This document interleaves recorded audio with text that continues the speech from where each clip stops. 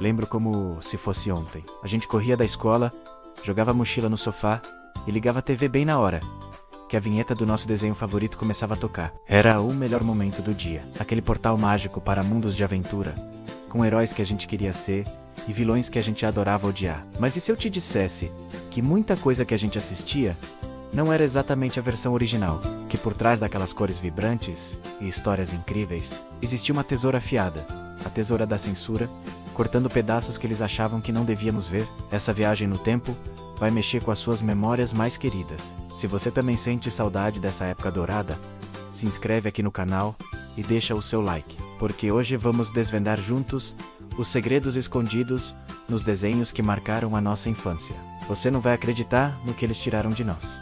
Vamos começar com um clássico absoluto, Animaniacs. Quem não se lembra dos irmãos Warner, Yakko, Wakko e Dot, tocando o terror nos estúdios da Warner Bros? A gente ria sem parar com as piadas rápidas, as referências culturais e a anarquia pura. Mas o que a gente não sabia é que muitas dessas piadas eram consideradas adultas demais para o nosso horário. Insínua, trocadilhos de duplo sentido e até referências a celebridades de uma forma um pouco mais picante.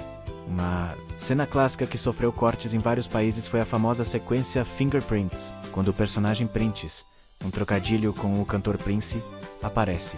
Yakko diz a famosa frase, I don't think so.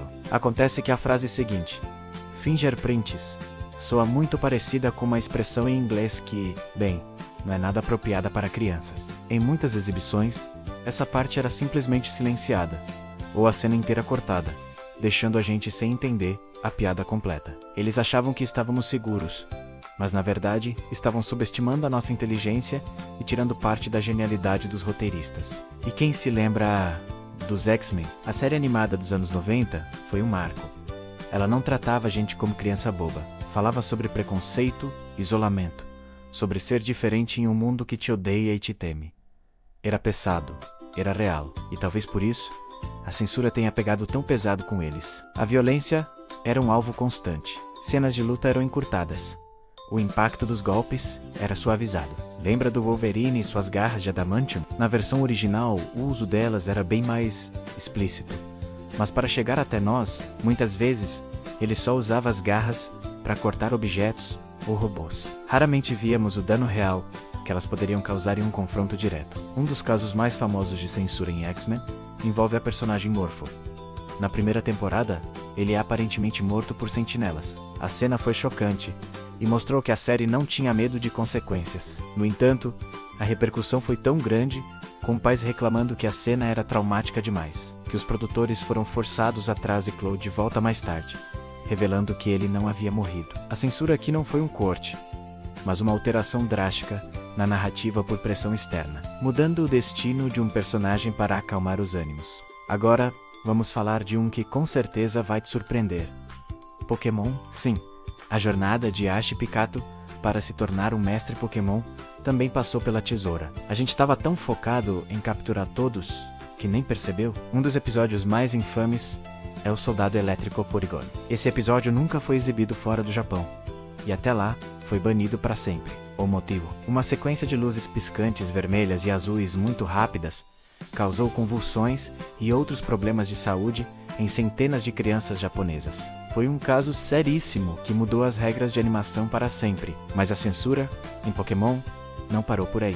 Vários episódios foram cortados por motivos culturais. Um deles, feriado à la Jinx, foi banido em muitos lugares por causa da aparência da Pokémon Jinx, que foi considerada uma caricatura racial ofensiva. A personagem foi redesenhada mais tarde, mudando a cor de sua pele de preta para roxa. Outro episódio, a lenda de Dratini, foi cortado porque continha o uso de armas de fogo, com personagens apontando revólveres uns para os outros. A ideia de armas realistas em um mundo de monstrinhos de bolso foi considerada inadequada. Eles preferiram simplesmente fingir que o episódio não existia.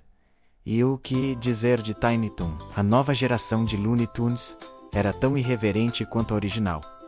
E isso, claro, atraiu a atenção dos censores. O episódio One Beer, ou Uma Cerveja, é um exemplo clássico. Nele, Perninha, Plaque e Presuntinho encontram uma garrafa de cerveja, bebem, ficam bêbados, roubam um carro de polícia e dirigem até um penhasco, onde, bem, eles não sobrevivem. A ideia era mostrar de forma exagerada e cômica os perigos do álcool, mas a mensagem foi considerada pesada demais. O episódio foi ao ar apenas uma vez, e depois foi banido por anos, tornando-se uma espécie de lenda urbana entre os fãs. Eles tentaram nos ensinar uma lição, mas a forma foi considerada chocante demais para a nossa época. Revisitar esses desenhos com um novo olhar é uma experiência agridoce. Por um lado, a gente sente aquela pontada de nostalgia gostosa, lembrando das tardes despreocupadas em frente à TV. Por outro, é um pouco triste perceber que nossa experiência foi filtrada, que confiaram tão pouco na nossa capacidade de entender o mundo. A censura, muitas vezes bem intencionada, acabou podando a criatividade e a ousadia que tornavam esses desenhos tão especiais. Eles não eram apenas entretenimento, eram arte, eram comentários sociais, eram o reflexo de uma época. Talvez a maior lição que tiramos disso tudo é que a nossa infância foi incrível. Mesmo com os cortes, a magia que sentíamos era real. Mas é fascinante descobrir essas camadas ocultas, esses segredos de bastidores que moldaram a nossa percepção. É como encontrar uma passagem secreta na casa onde você cresceu. O que você acha?